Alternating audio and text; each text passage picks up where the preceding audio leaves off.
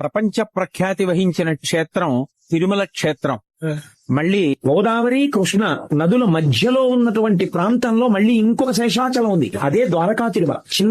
చిన్న తిరుపతి అంటాం మనం. ఆ ద్వారకా తిరుమల క్షేత్రంలో ద్వారక మహర్షి అనబడేటటువంటి ఋషి తపస్సు చేశారు వెంకటేశ్వర స్వామి వారి యొక్క పాద దర్శనం కోసం. ఆయన మీద పెద్ద పుట్ట పట్టేసి, పుట్ట పడితే నువ్వు ఈ పుట్టలోనే ఉండి నా పాదములను దర్శనం చేస్తూ నా పాదములకు అర్చన చెయ్యి అని స్వయంభూమూర్తిగా ద్వారకా తిరుమలలో తనంత తాను విరిశాడు వెంకటరమణుడు. ఈ పై వరకే కనపడతారు, ఈ లోపల కనపడరు. ఆ మిగిలిన భాగం పుట్టలో ఉంటుంది. ఇప్పటికీ ఆ పుట్టలో ద్వారక మహర్షి కూర్చుని ఆయన పాదములకు అర్చన చేస్తుంటారు అని. చాలా చాలా అరుదైనటువంటి విషయం. ఒకే దేవాలయంలో ఒకే విమానంలో ఒకే మూర్తి రెండుగా ఉంటాడు. అందుకే మీరు ద్వారకా తిరుమల ఎప్పుడైనా ఫోటో చూస్తే ఇద్దరు వెంకటేశ్వర స్వామి వారు ఉండడానికి కారణం అది స్వయంభూ క్షేత్రం.